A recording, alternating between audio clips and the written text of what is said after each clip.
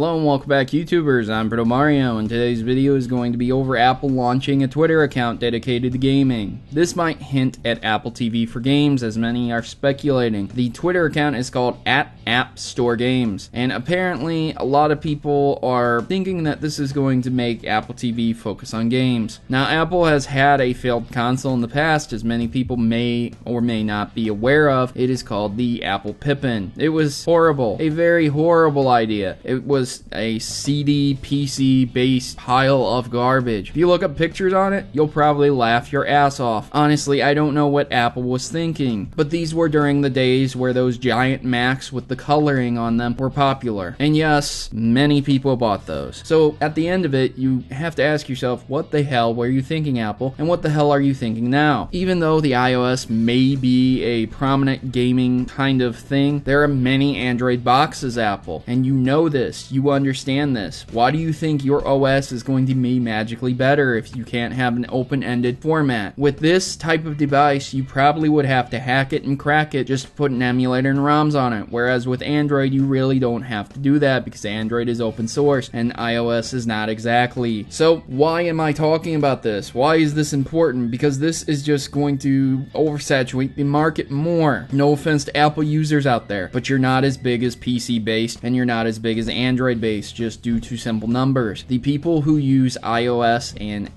the Mac OS are very small compared to those who use Windows and other source formats such as Android. No offense, but numbers are on you, and entering an already saturated market is a very bad idea, as Atari, Intellivision, ColecoVision can tell you from the past. Have we not learned anything from our past? Sega, the Amiga, come on guys, there's plenty of people out there. How about that 3DO? Do you guys remember how many failed consoles there have been in the past where these companies thought they could just throw their hat in the ring? How about the Philips CDI? There's so many of them, I could keep naming them, but my point stands. If there's a ton of boxes already being used, set-top boxes, and even the Steam machine and the Steam Stream box that's going to be coming out is very similar in nature, why would you purchase this if this thing is going to end up coming out and being something like $50 to $100 when the streaming box is already $50? You only need a decent PC with a graphics card and a wired connection. Hell, if you have a decent PC with a graphics card, just get an extra long HDMI cable and you don't even have to buy an extra box, and you can play any game you want on there, and you can front load and front end your iOS and Android apps through